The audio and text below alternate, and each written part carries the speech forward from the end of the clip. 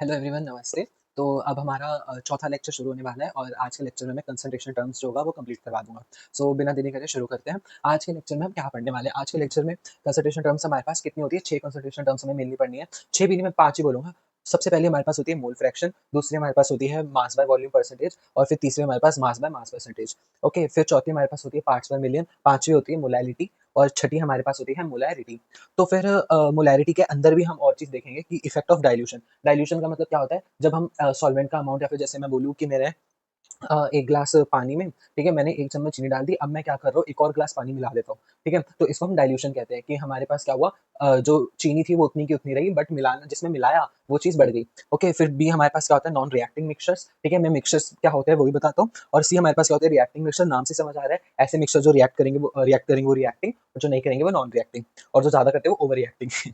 और फिर डी हमारे पास क्या है, क्वेश्चंस। तो देखो हमारे पास क्या है, शुरुआत करते हैं। सबसे पहले तो हम जानेंगे कि मिक्सचर क्या होता है। मिक्सचर्स हमारे पास 2 तरीके के होते हैं, होमोजेनियस और heterogeneous mixture. Mixture simple English term है, इसमें क्या होता है, कोई भी चीज़ अगर मैं आपस में मिलाऊँ, चाहे मैं एक पेन और चॉक को ही क्यों ना मिला दूँ, वो भी मिक्सचर ही कहलाएँगे, ठीक है? तो मिक्सचर 2 तरीके के होते हैं, which is homogeneous and heterogeneous.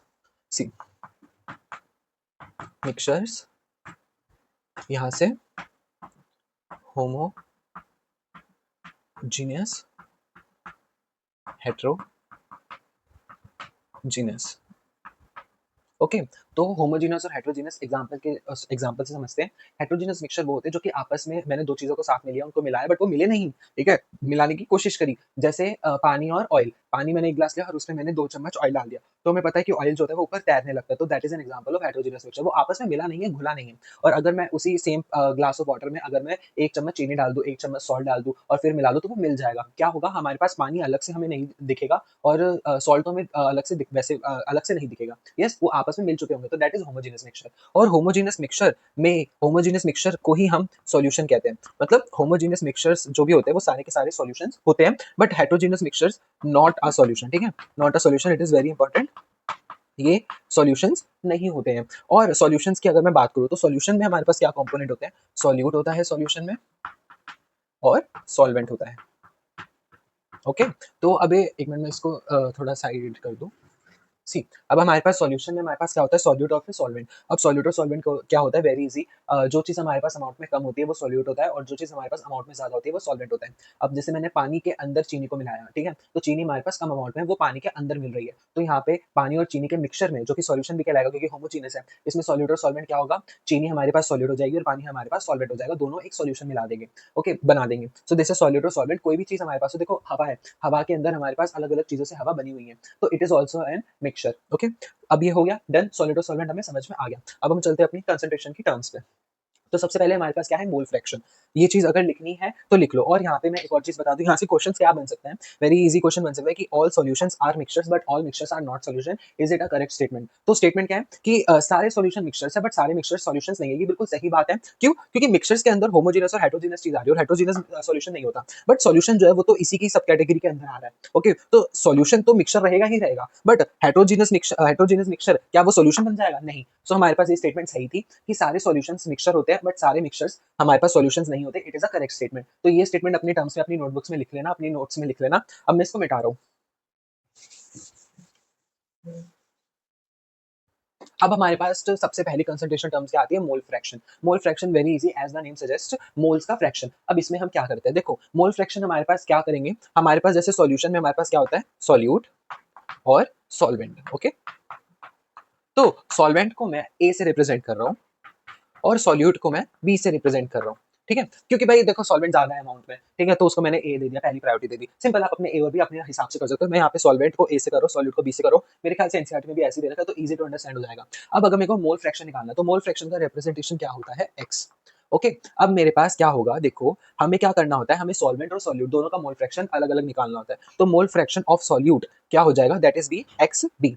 अब ये कैसे निकालेंगे, जो भी हमारे पास number of moles of solute होगा, ठीक है, और नंबर ऑफ मोल्स को मैं स्मॉल एन से डिनोट करूंगा, तो number of moles of solute upon में number of moles of solution, ठीक है? और सॉल्यूशन पूरे के पूरे सॉल्यूशन में हमारे पास किसके नंबर ऑफ मोल्स आएंगे, हमारे पास सॉल्यूट का भी नंबर ऑफ मोल्स आएंगे और सॉल्वेंट के भी नंबर ऑफ मोल्स आएंगे, क्योंकि वो मिक्सचर है ना, वो दोनों साथ में है। तो यहाँ पे मैं क्या करूंगा, N A plus N B. Okay, ये हमारे पास क्या है, this is the mole fraction of solute. अब सिमिलरली मैं मोल फ्रैक्शन ऑफ सॉल्वेंट भी लिख सकता हूँ, that would be number of moles of solvent N A upon में number of moles of solution Na plus Nb। Okay, ऐसे ये हमारे पास क्या आ जाता है मोल फ्रैक्शन, ये हमारे पास क्या है मोल फ्रैक्शन ऑफ सॉल्यूट, ये हमारे पास है मोल फ्रैक्शन ऑफ सॉल्वेंट। और एक और चीज यहाँ पे देखो, जो हमारे पास mole fraction of solute plus mole fraction of solvent है, इनका सब हमारे पास क्या आता है 1।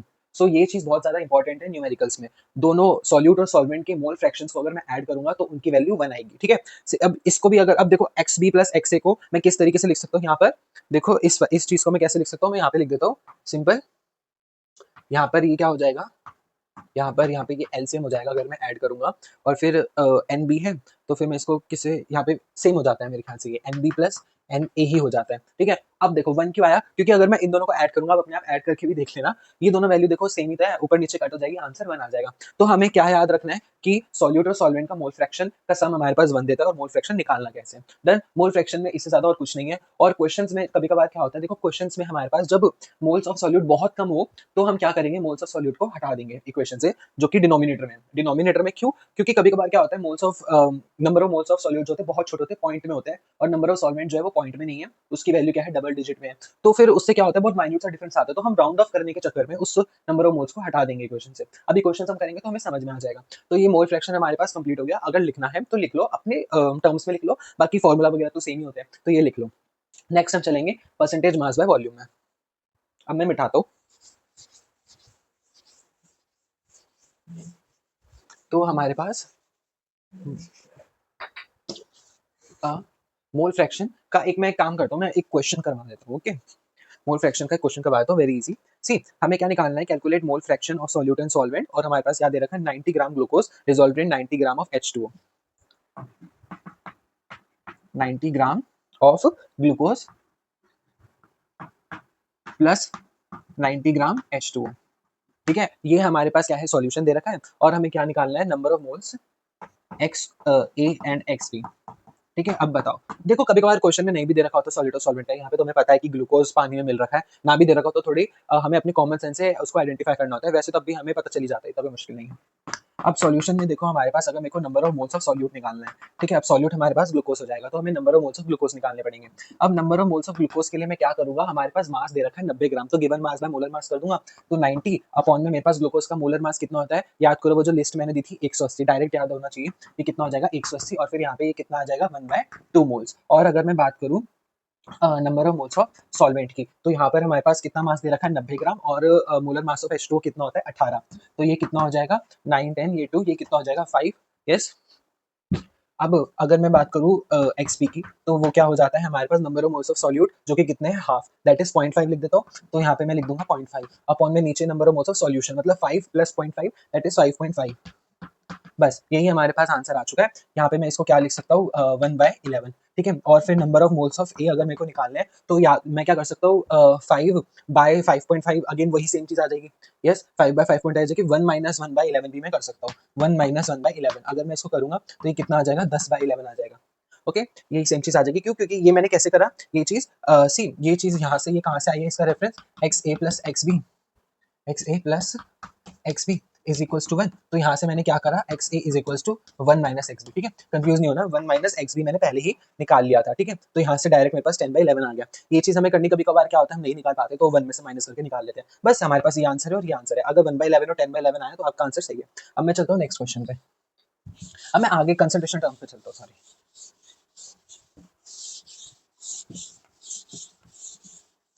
ओके, दूसरी कंसंट्रेशन टर्म्स हमारे पास टर्म है हमारे पास परसेंटेज मास बाय वॉल्यूम। देखो परसेंटेज मास बाय वॉल्यूम में क्या होता है,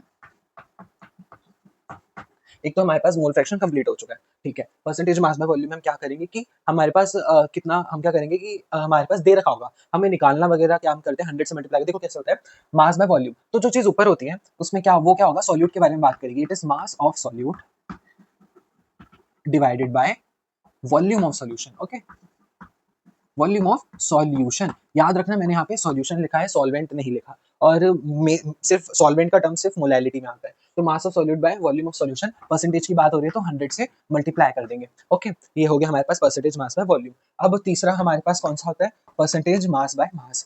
देखो ये दोनों मैं साथ ही में इसके क्वेश्चन करवा दूंगा, इसको आइडेंटिफाई करना बहुत ईजी होता है।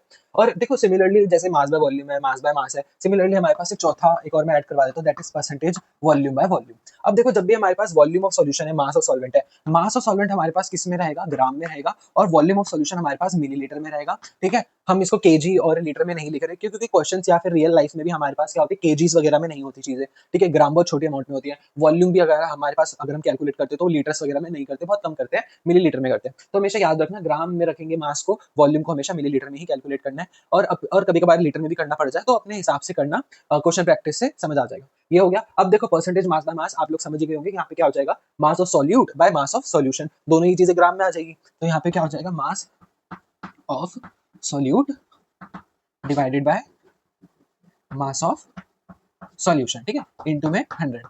और अब मेरे पास क्या वॉल्यूम, वॉल्यूम की बात है तो यहाँ पे क्या हो जाएगा, वॉल्यूम ऑफ सॉल्यूट अपॉन में वॉल्यूम ऑफ सॉल्यूशन, और ये मिलीलीटर में रखेंगे। ठीक है, अब इसको मैं देखता हूँ, इसको हम पढ़ते कैसे, देखो अब क्वेश्चंस में हमारे पास मेन चीज क्या होती है, हमारे पास दे रखा होता है कि 20% मास बाय मास सॉल्यूशन ऑफ फलाना ढिमकाना। ठीक है, तो अब उसको कैसे हम इसको डिड्यूस करेंगे, हम उससे कैसे मतलब निकालेंगे अपना, वो हम आगे बढ़ते हैं। और मेन चीज हमारे पास क्या होता है, मास बाय मास में ही चीजें दे रखी होती है। जब भी हमारे पास गैसेस की बात होती है तो हम वॉल्यूम की टर्म्स में हम इसको कर सकते हैं, या तो मास बाय वॉल्यूम या वॉल्यूम बाय वॉल्यूम, क्वेश्चन पे डिपेंड करता है। ठीक है, अब हम चलते हैं आगे। सॉरी,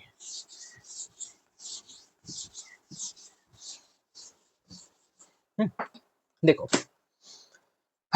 एग्जाम्पल मैं बताता हूँ, 10% मास by mass aqueous urea solution. Okay, हमारे पास क्या लिखा है, 10% मास बाय मास, ऐसे भी दे सकता है, बिल्कुल लिख के दे सकता है, मास by mass aqueous urea solution. ठीक है, अब इसका मतलब क्या है, देखो एक्वस सॉल्यूशन का मतलब क्या होता है कि हमारे पास सॉल्यूट क्या है, सॉल्वेंट क्या है, हमारे पास वाटर, वाटर में मिला रहे हैं, सॉल्वेंट हमारे पास वाटर बन जाता है। अब इसको हम डिड्यूस कैसे करें, इसको पढ़े कैसे, इसका मतलब क्या होता है, हमें ये चीज समझ नहीं होती, क्वेश्चन में ऐसे दे रखा होगा, हम इससे क्या निकालेंगे, ये बहुत जरूरी है सीखना। जैसे मैंने यूनिटरी मेथड से पिछली बार क्वेश्चन करवाना सिखाया था, जो कि बहुत बेसिक है, ये भी बहुत बेसिक चीज है, इसी से ही क्वेश्चन हो जाएंगे। अब देखो 10% मास by mass aqueous urea solution, इसका मतलब सबसे पहले सॉल्यूट और सॉल्वेंट को आइडेंटिफाई कर लो। सॉल्यूट हमारे पास क्या है, यूरिया है, और सॉल्वेंट हमारे पास क्या है, एक्वा सॉल्यूशन है, इसका मतलब हमारे पास सॉल्वेंट क्या है, H2O। ओके, अब 10% मास बाय मास, इसका मतलब हमारे पास क्या होता है, mass of solute by mass of solvent, but इसको ऐसे पढ़ेंगे, यहाँ से क्या हम इसको बोलेंगे कि 10 ग्राम, क्योंकि मास बाय मास है, दोनों सॉल्यूट और सॉल्वेंट की टर्म्स हमारे पास किस में आएगी, मास में आएगी, मास की बात हो रही है। यहाँ से हम इसको क्या पढ़ेंगे कि 10 gram urea in 100 gram solution. ठीक है, सॉल्यूशन, सॉल्यूशन में इसका मतलब हमारे पास 10 ग्राम यूरिया है इन 100 ग्राम ऑफ सॉल्यूशन।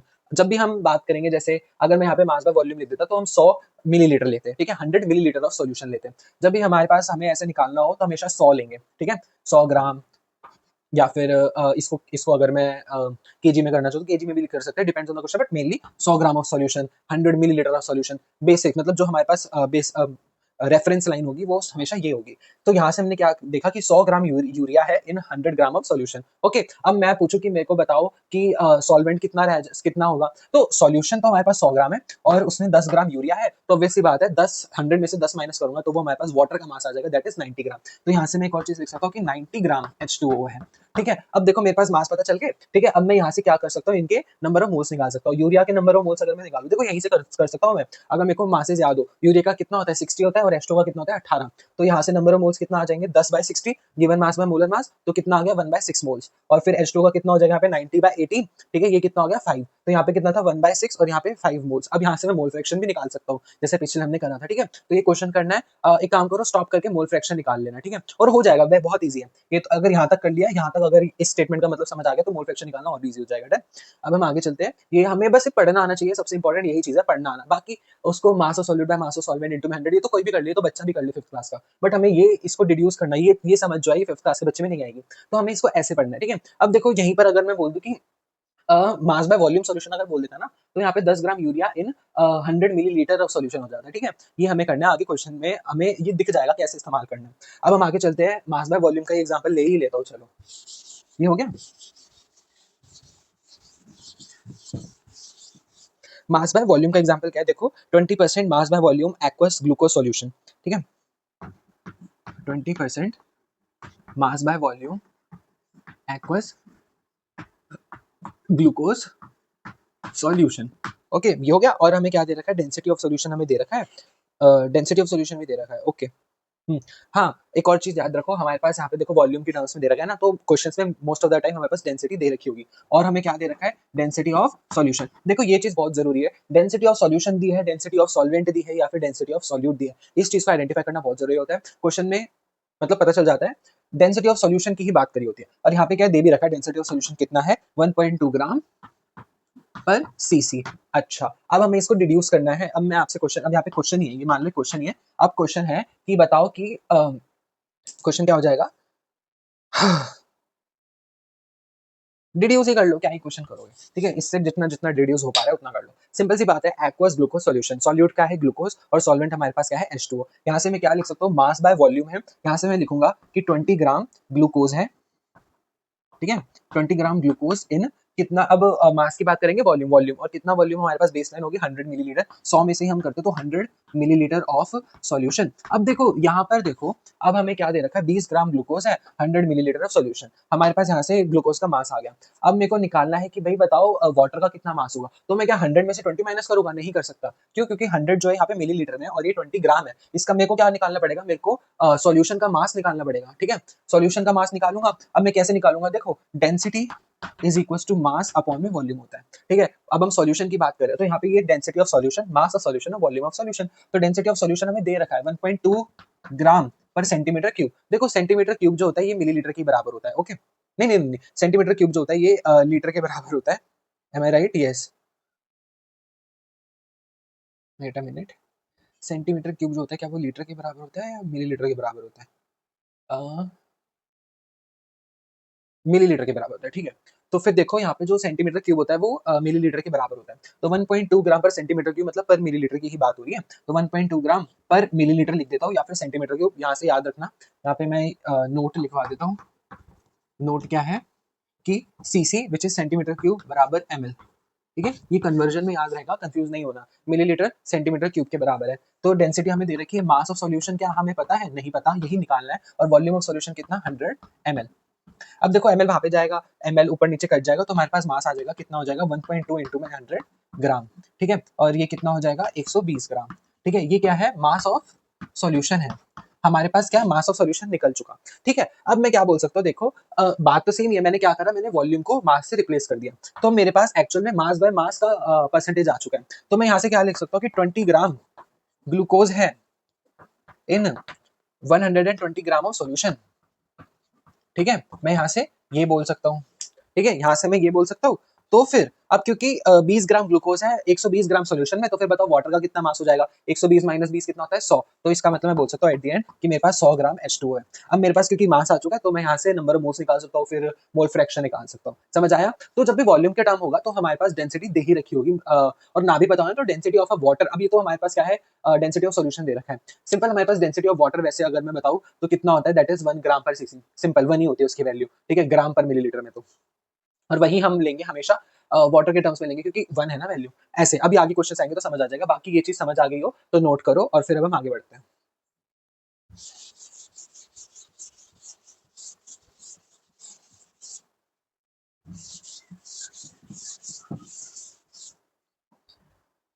अब हमारे पास क्या आता है, पार्ट्स पर मिलियन। पार्ट्स पर मिलियन जो कंसंट्रेशन टर्म है, ये हम किस लिए यूज करते हैं, पार्ट्स पर मिलियन जो होती है ये जब हमारे पास सॉल्यूट बहुत ही कम अमाउंट में हो, ठीक है, बिल्कुल ट्रेसेस में हो। मान लो वो क्या कहते हैं, तिन, वो क्या कहते हैं, भूसे में से तिनका छाटना, ठीक है, वो वाला केस जब हो जाता है, पार्ट्स पर मिलियन। ऑब्वियस बात है, देखो पार्ट्स पर मिलियन मतलब 1 मिलियन में कितना अमाउंट है, सोचो कितना बड़ा, कितना मतलब हम बहुत ही वास्ट बॉडी में से, मान लो मैंने समुद्र समुद्र ले लिया, और समुद्र में से अब मैं बोला कि भाई समुद्र में अब ये कितनी चीज कितनी प्रेजेंट होगी, ये उसके इक्विवेलेंट है। क्योंकि यार 1 मिलियन में कितने जीरो होते हैं, 6 जीरो होते हैं। सोचो 1 मिलियन कितना बड़ा नंबर होता है ना। तो पार्ट्स पर मिलियन जो होता है, हम इसमें यही निकालते हैं कि 1 मिलियन में कितना अमाउंट प्रेजेंट है, ठीक है, पार्ट्स पर मिलियन जैसे नाम सजेस्ट करता है। तो हमारे पास देखो वॉल्यूम ये हो गया, मास पर मास हो गया कंप्लीट। और अब हम चलते हैं नेक्स्ट पीपीएम।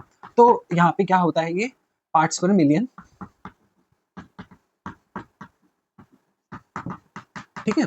अब क्या करते हैं, मैंने अभी बताया था कि जब हम गैसेस की बात करेंगे तो मेनली वॉल्यूम की बात करेंगे, और क्योंकि गैसेस जो होती है वॉल्यूम के टर्म्स में एक्सप्रेस होती है और बहुत ही कम लिक्विड की टर्म्स हो सकती है, तब हम उनका वॉल्यूम लिक्विड के टर्म्स में, तब लिक्विड में भी यार वॉल्यूम ही लेंगे।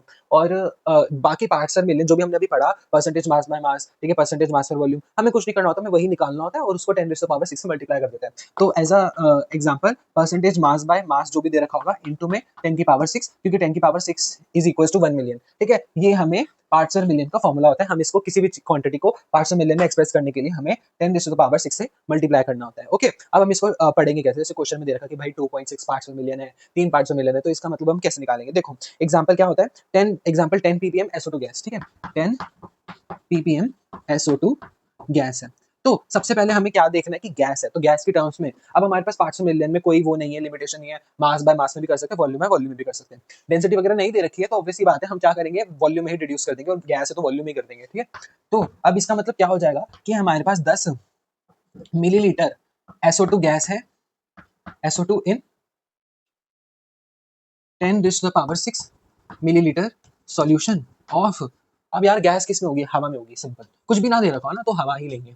तो इसका मतलब क्या हम रिड्यूस कर रहे हैं कि 10 मिलीलीटर SO2 गैस है इन 10⁻⁶ मिलीलीटर सॉल्यूशन ऑफ एयर, क्योंकि यार एयर भी तो हवा ही है ना। ऐसे हमें पार्ट्स पर मिलियन को करना है। अगर हमारे पास आ जाए कि 10 पार्ट्स पर मिलियन, 10 पार्ट्स पर million aqueous sugar, aqueous sugar solution है, तो फिर अब इसमें हम कैसे हम इसको बोलेंगे, एक्वस शुगर सॉल्यूशन। तो फिर हमारे पास बोला नहीं जा रहा, तो फिर हमारे पास शुगर जो हो जाएगा वो सॉल्यूट हो जाएगा और वाटर हमारे पास सॉल्वेंट हो जाएगा। इसका मतलब हम अब जब हम इसको किस में रिड्यूस कर सकते हैं, मास बाय मास में कर सकते हैं, तो हम बोल सकते हैं कि 10 ग्राम शुगर है इन 10⁻⁶ ग्राम ऑफ सॉल्यूशन में, ठीक है। तो फिर हमारे पास वाटर कितना हो जाएगा, 10⁻⁶ में से माइनस करेंगे 10 को, ठीक है। बट वो इतना सब कुछ नहीं है, बस समझने का है, बहुत ईजी क्वेश्चन आएंगे, बहुत ईजी आते हैं इस टॉपिक से। पार्ट्स पर मिलियन तो आता भी नहीं है, आता भी नहीं है, ये बस ऐसे ही, ये बस ये चीज याद रखो, बस 10⁻⁶ मल्टीप्लाई करना होता है, ठीक है, यही चीज आती है। चलो अब हम आगे चलते हैं, पार्ट्स पर मिलियन कंप्लीट हो चुका है। एक मैं क्वेश्चन करवा देता हूँ,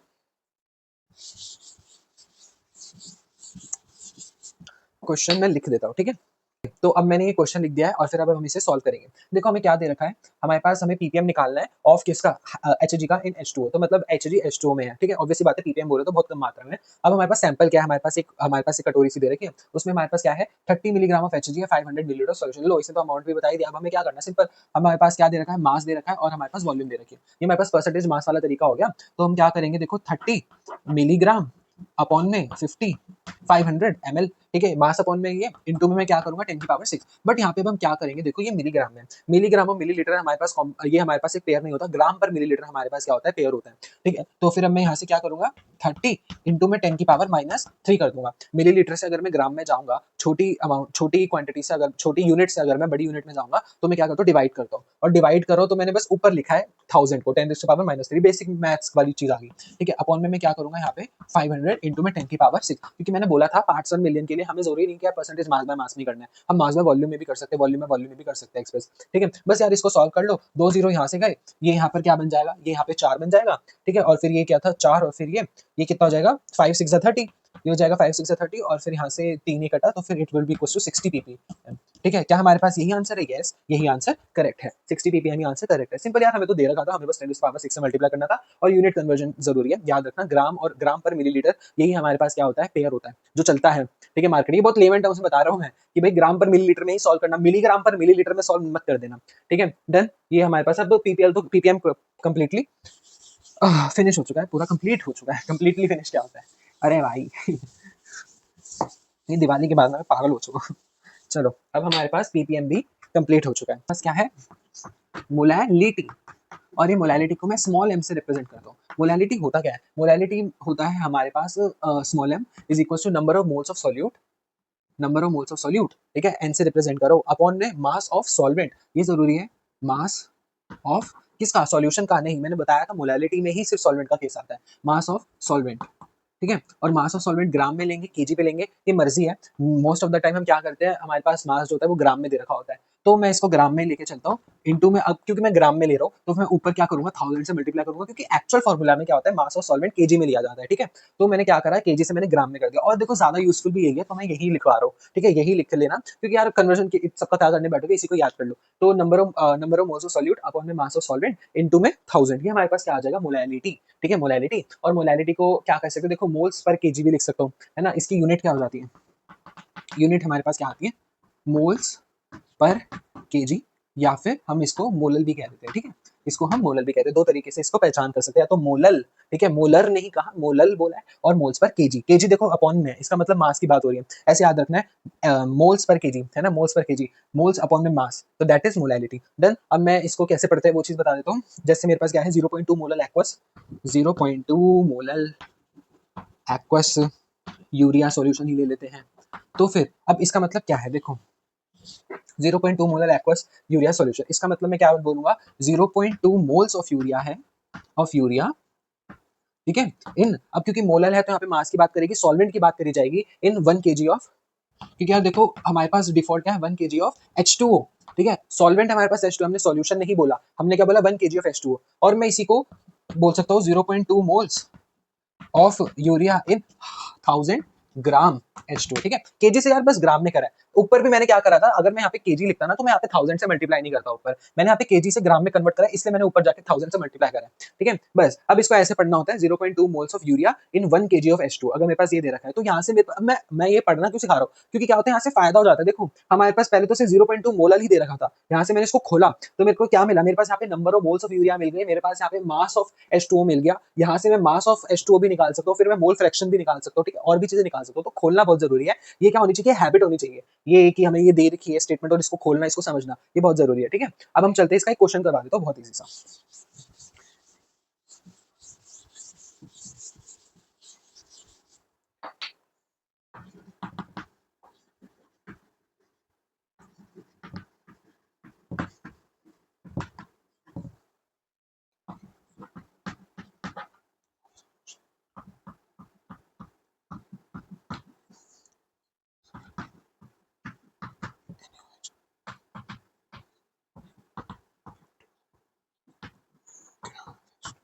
ठीक है, सिंपल है, देखो क्वेश्चन क्या है, मोलैलिटी निकालनी है सॉल्यूशन की, और सॉल्यूशन क्या है हमारे पास 20 ग्राम NaOH in 250 gram of H2O। Okay, तो फिर सॉल्यूशन में निकालूंगा। देखो अब हमारे पास मोलैलिटी निकालनी है तो मेरे को number of moles of solute निकालने पड़ेंगे। सॉल्यूट क्या है, NaOH, सिंपल सी बात है, तो मैं यहीं पे निकाल लेता हूँ 20। अब देखो NaOH का हमारे पास क्या था, मोलर मास, NaOH का हमारे पास NaCl का कितना होता था, NaCl का मेरे को भी याद नहीं आ रहा है, NaOH का NaOH का हमारे पास मोलर मास, बताओ, मेरे को याद नहीं आ रहा, चलो मैं इसको लिख के ही कर लेता हूँ 23 प्लस 16 प्लस 1, ये कितना हो गया, 24 प्लस 16, 40। ओके, तो NaOH का 40 होता है, सॉरी गाइस मैं भूल गया था तो ये कितना हो गया 40, अपॉन में मेरे पास क्या करना है, मेरे को मास ऑफ H2O करना है। अब मेरे पास मास ऑफ सॉल्वेंट, सॉल्वेंट का मास निकालना है ना, देखो सॉल्यूशन का नहीं बोला, mass of solvent, solvent H2 है, इसका कितना है 250 ग्राम। अब देखो ग्राम में दे रखा है, ठीक है, ग्राम में दिया होता है इसलिए मैंने बोला था ग्राम में ही याद कर लो, ऊपर बस 1000 से मल्टीप्लाई तो करना है, तो मैं यहाँ पे 250 लिख दूंगा और ऊपर में क्या करूंगा, 1000 से मल्टीप्लाई कर दूंगा, यहाँ से डायरेक्ट मेरे पास क्या आ जाएगा, मोलैलिटी आ जाएगी। पहले तो मैं ये काट देता हूँ, मतलब मेरे पास मोल्स कितने हैं, 1/2 मोल्स है, तो यहाँ पे मैं क्या लिखूंगा, 1/2 इंटू 1000, ठीक है, अपॉन में 250 है ना, और फिर यहाँ से ये कट गया, ये 25 4 सा, और फिर ये कितना हो गया 2, तो एट द एंड मेरे पास मोलैलिटी कितनी आ गई, 2 मोलल, या फिर मैं मोल पर केजी लिख देता हूँ, ठीक है, 2 मोल पर केजी, ये हमारे पास आंसर आ गया। एम आई राइट, यस, ये आंसर हमारा बिल्कुल सही है। चलो अब जिसका आंसर सही था अपने आपको शाबाशी दे दो। चलो अब हम आगे बढ़ते हैं, मोलैलिटी हमारा कंप्लीट हो चुका है। अब क्या होता है, मैं क्वेश्चंस कराऊंगा ना तब ये सारी चीजें एक साथ इकट्ठा आएगी, तो हमें क्या करना है, नीट में भी हमारे पास इकट्ठा पूछा जाता है, इकट्ठा पूछा जाता है, वो चीज ज्यादा जरूरी है प्रैक्टिस करना। तो अभी मैं सिंपल एक एक क्वेश्चन करवा के छोड़ देता हूँ। सिंपल है यार। अब देखो अब हमारे पास क्या है, मोलैलिटी हमारी कंप्लीट हो चुकी है। अब हम आते हैं मोलैरिटी पे। मोलैरिटी, मोलैरिटी मैंने यहाँ पे जो मोलैरिटी की सब कैटेगरीज लिखी है, ये क्या मोलैरिटी का यहाँ पर काम ज्यादा आता है, क्योंकि मोलैरिटी का अभी क्यों आता है काम, देखो क्योंकि मोलैरिटी जो होती है ना, ये क्या होती है, देखो इट इज, पहली बात तो कैपिटल एम से रिप्रेजेंट होती है, कैपिटल एम, ठीक है, और ये क्या होती है, it is number of moles of solute, तो number of moles of solute में एन लिख रहा हूँ, अपॉन में मेरे पास क्या होता है, मास ऑफ सॉल्यूशन। देखो इसमें भी सॉल्यूशन का मास आया, ऐसे मोलैरिटी में सॉल्वेंट का मास होता है, तो मोलैरिटी मोलैरिटी में हमारे पास मास ऑफ सॉल्यूशन आ जाएगा, सॉरी सॉरी सॉरी, मास नहीं आएगा गाइस, वॉल्यूम आएगा, मेरे से गलती हो गई, आई एम सो सॉरी। तो यहाँ पे वॉल्यूम हो जाएगा, वॉल्यूम, वो चल रहा था ना, क्या कहते हैं मोलैलिटी चल रही थी, इसलिए मैं थोड़ा कंफ्यूज हो गया। तो number of moles of solute upon में वॉल्यूम ऑफ सॉल्यूशन। अब वॉल्यूम ऑफ सॉल्यूशन किस में आएगा, लीटर में लिख लेते हैं। अगर मैं लीटर में लिखूं तो कोई नहीं, ये हमारे पास सिंपल है। अगर मैं लीटर से मिलीलीटर में कन्वर्ट करूंगा ना, अब देखो अगर मैं लीटर से मिलीलीटर में लिखना चाहूँ, क्यों, क्योंकि हमारे पास वॉल्यूम जो होती है मिलीलीटर में होती है मेनली, तो मैं यहाँ पे वॉल्यूम लिख देता हूँ मिलीलीटर में, ठीक है, और ये सॉल्यूशन का वॉल्यूम है। ओके, और अगर मैं मिली, अब अगेन वही वाली चीज हो गई, अब मैं लीटर से मैंने क्या करा, मिलीलीटर में मैंने कन्वर्ट करा, ठीक है, तो फिर अब मैं क्या करूंगा, 1000 से इसको ऊपर मल्टीप्लाई कर दूंगा, ठीक है, 1000 से इसको ऊपर मल्टीप्लाई कर दूंगा, डन डन। ये हमारे पास क्या आ गया, वॉल्यूम ऑफ सॉल्यूशन, और जब मैं मिलीलीटर में लूंगा तो ऊपर 1000 से मल्टीप्लाई मेरे को करना होगा, ठीक है। ये हमारे पास मोलैरिटी हो जाती है, सिंपल यार। और इसको हम इसको कैसे कैसे टर्म्स में अगर मैं इसकी यूनिट देखूं तो ये क्या हो जाएगा, अगेन ऊपर मोल्स है, अपॉन में नीचे क्या हो जाएगा, मोल्स पर लीटर, ऐसे हमें पहचान में आ जाएगा। जैसे कोई भी हमारे पास नंबर दे रखा है, कंसंट्रेशन हमें दे रखा है, पीछे मोल्स पर लीटर दे रखा है, तो मतलब वो मोलैरिटी है, या फिर मैं क्या लिख सकता हूँ, मोलर, ठीक है। ये हमारे पास मोलैरिटी होगी। अब मैं एक क्वेश्चन करवा देता हूँ सिंपल छोटा सा।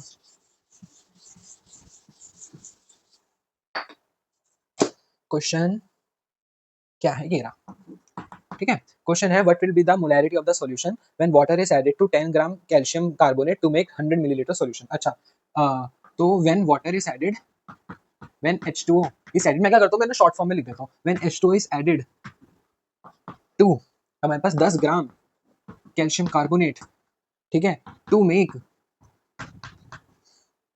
100 ml सॉल्यूशन, ठीक है, देन मोलैरिटी क्या होगी, ठीक है, मोलैरिटी को कैपिटल एम से बोलते हैं। चलो अब हम इसका सॉल्यूशन देखते हैं, सिंपल यार, कुछ नहीं करना, मोलैरिटी निकालनी है, number of moles of solute चाहिए और वॉल्यूम ऑफ सॉल्यूशन चाहिए। अब मेरे पास क्या है, सॉल्यूट का मास दे रखा है, तो ऑब्वियसली बात है मैं निकाल सकता हूँ ना, तो फिर number of moles of solute अगर मैं निकालूं तो 10 ग्राम, और कैल्शियम कार्बोनेट का कितना होता है, 100 ग्राम होता है कैल्शियम कार्बोनेट का मोलर मास, तो यहाँ से कितना आ गया, 0.1 मास, 0.1 मोल्स। और अब मेरे को क्या चाहिए, वॉल्यूम ऑफ सॉल्यूशन, यार ये तो दे रखा है ना, एट द एंड हमारे पास वॉल्यूम ऑफ सॉल्यूशन कितना है, 100 ml, ये भी दे रखा है ml में है, तो फिर अब मेरे पास मोलैरिटी क्या आ जाएगी, 0.1 अपॉन में 100, और ml में लिखा है मैंने, तो ऊपर में किससे मल्टीप्लाई कर दूंगा, 1000 से मल्टीप्लाई कर दूंगा, तो यहाँ से ये दोनों कट गए, और यहाँ से पॉइंट ऊपर ऊपर से नीचे की तरफ चला गया, 10 बन गया, और फिर 10 से 10 कट गया, लो सब चीज आपस में कट गई, तो मोलैरिटी कितनी आ गई, 1 मोलर, ठीक है, आंसर क्या आ गया, 1 मोलर, सिंपल। अब देखो जो यहाँ पे इंपॉर्टेंट चीज है, ये क्वेश्चन हो गया तो सही है, वेरी गुड, इजी है ये सब, तो ये तो बच्चों वाले क्वेश्चन है।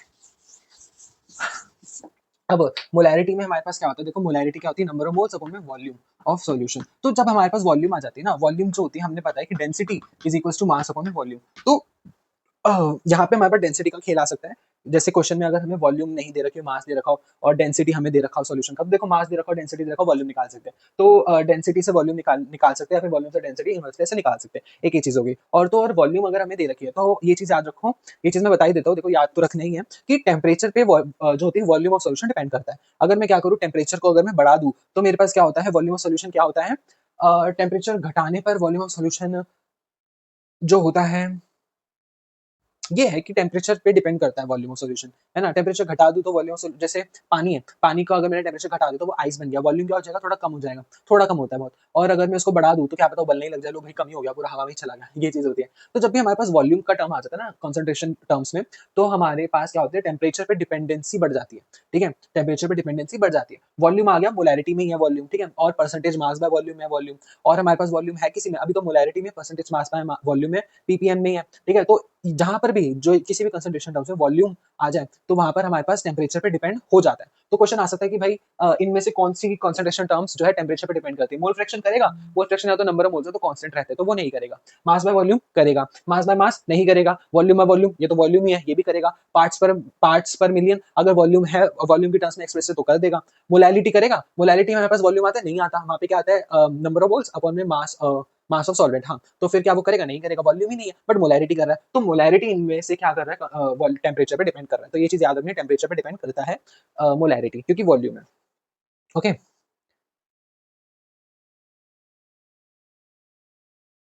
ये तो ठीक है।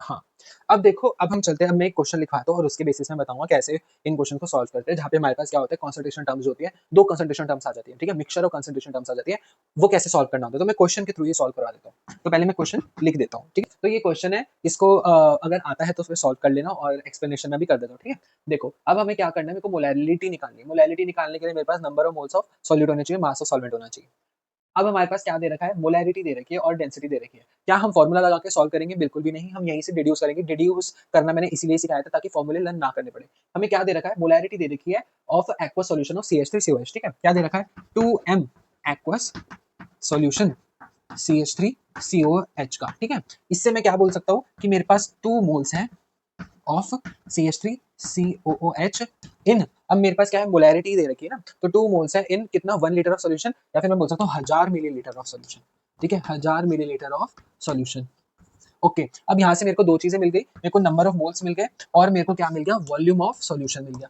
अब मेरे पास देखो पहले से डेंसिटी दे रखी है, डेंसिटी और density is equals to mass upon में वॉल्यूम, तो मैं मास ऑफ सॉल्यूशन निकाल सकता हूँ। मास ऑफ सॉल्यूशन क्या हो जाएगा, डेंसिटी इनटू में वॉल्यूम। डेंसिटी कितनी है 1.2 और ये कितनी हो जाएगी 1000, क्योंकि मैंने लीटर में ना लेके मैंने मिलीलीटर में ले लिया। और ये कितना हो गया, यहाँ से कटा, यहाँ से ये कटेगा, ये कितना हो जाएगा 1200 ग्राम, ठीक है 1200 ग्राम। कितना आ गया मास ऑफ सॉल्यूशन, 1200 ग्राम, ठीक है। अब मेरे को क्या निकालना है, मेरे को निकालना है मोलैलिटी। मोलैलिटी के लिए मेरे को क्या चाहिए, मास ऑफ सॉल्वेंट चाहिए। क्या मेरे को मास ऑफ सॉल्यूशन पता है, हाँ। मास ऑफ सॉल्यूट पता है, नहीं पता, निकाल सकते हैं यार, 2 मोल दे रखे हैं। वो फॉर्मूला याद है, number of moles is equal to given mass by molar mass. तो 2 moles is equal to given mass by, मेरे पास मोलर मास कितना होता है इसका, 60 होता है। CH3COH का, एसिटिक एसिड का, यूरिया के बराबर होता है। तो मेरे पास गिवन मास कितना आ जाएगा 120 ग्राम। अच्छा, तो मेरे पास मास ऑफ यूरिया कितना आ गया 120, और मेरे पास मास ऑफ सॉल्यूशन कितना है 1200 ग्राम। तो मेरे पास मास ऑफ सॉल्वेंट कितना आ जाएगा, मास ऑफ H2O लिख देता हूँ, ठीक है। ये कितना आ जाएगा 1200 माइनस 120, ठीक है।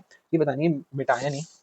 अब मेरे पास ये कितना आ जाएगा, यहाँ से ये 0 हो गया, 10 माइनस टू 8, और फिर ये कितना हो जाएगा 11, और फिर ये 0, 1080 ग्राम आ गया मास ऑफ सॉल्वेंट, ठीक है। अब मैं क्या करता हूँ, मास ऑफ मेरे को क्या निकालना है, मोलैलिटी निकालना है। ये पार्ट में रब कर रहा हूँ, इसको लिख लो। अब मेरे को क्या निकालना है, मोलैलिटी। तो मोलैलिटी के लिए number of moles of solute चाहिए, वो हमें दे रखा है 2 मोल्स, यहाँ से हमने निकाल लिया था 2 मोल्स, ठीक है। और फिर मेरे को क्या निकाल, फिर मेरे को mass of solvent that is H2O कितना है 1080 ग्राम। ग्राम में करा है, केजी में नहीं करा, तो ऊपर 1000 से मल्टीप्लाई करना पड़ेगा, ठीक है। बस ये आंसर आ गया हमारे पास 2000 बाय 1080। ये हमारे पास मोलैलिटी, इसको सॉल्व कर लेना, मेरे पास इतना टाइम नहीं है, मैं सॉल्व करने बैठू। हाँ, एग्जाम में सॉल्व कर लेना। अगर ये आंसर आ रहा है तो आपका आंसर बिल्कुल सही है। एट द एंड हमारे पास कितना आ जाएगा 1.85 मोलल, ओके 1.85 मोलल आंसर आ जाएगा। अगर आंसर सही आया तो वेरी गुड, आपको एक प्यार की थपकी। चलो अब हम आगे बढ़ते हैं।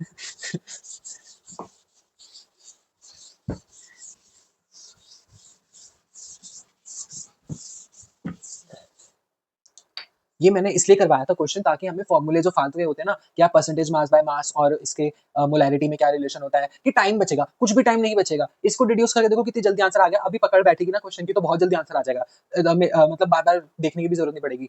तो फिर क्वेश्चन करवाने का मकसद यही था, मकसद नहीं भूलना गाइस, मकसद नहीं भूलना। चलो अब हम आगे बढ़ते हैं। कैसे भी निकाल सकते, ठीक है। अगर मास बाय मास हमारे पास दे रखा हो, मैं काम करूंगा, मैं ना क्वेश्चन प्रैक्टिस में करवा दूंगा, और भी क्वेश्चन अगर होंगे, ओके। ओके, तो फिर अब हमारे पास ये वाला क्वेश्चन भी हमारे पास हो गया था। अब हमारे पास मोलैरिटी पूरा कंप्लीट हो गया, बेसिक चीजें कंप्लीट हो गई। इसके जो अब देखो इस चैप्टर के क्वेश्चन जो है ना, मैं लास्ट में करवाऊंगा। तो पहली बात तो मेरे पास मोलैरिटी कंप्लीट होगी। क्वेश्चन मतलब क्वेश्चन लास्ट में करवाने का मतलब क्या है, कि जो अच्छे-अच्छे क्वेश्चन है जो पेपर में आने के बहुत ज्यादा एक्सपेक्टेड है, या फिर एनसीईआरटी के क्वेश्चन है, वो मैं क्या करूंगा एक वीडियो में पूरे कवर कर दूंगा। इसमें सिर्फ क्वेश्चन हो गए। अभी मैं सिर्फ बेसिक बेसिक चीजें बता रहा हूँ कि कैसे करना है, ट्रिक क्या है करने की, ठीक है। ये सब मैं बताता हूँ। अब हम नेक्स्ट क्या पढ़ने वाले हैं, नेक्स्ट हम पढ़ने वाले हैं ये इफेक्ट ऑफ डाइल्यूशन, मिक्सिंग वगैरह पढ़ेंगे मतलब कहने का मतलब है मिक्सिंग वगैरह, नॉन रिएक्टिव मिक्सचर्स, ये सब, ठीक है। और फिर ये क्वेश्चन हो गए, इसके हमारे पास क्या होगा लास्ट लेक्चर में मैं इसको कंप्लीट करवाऊंगा। Okay, thank you.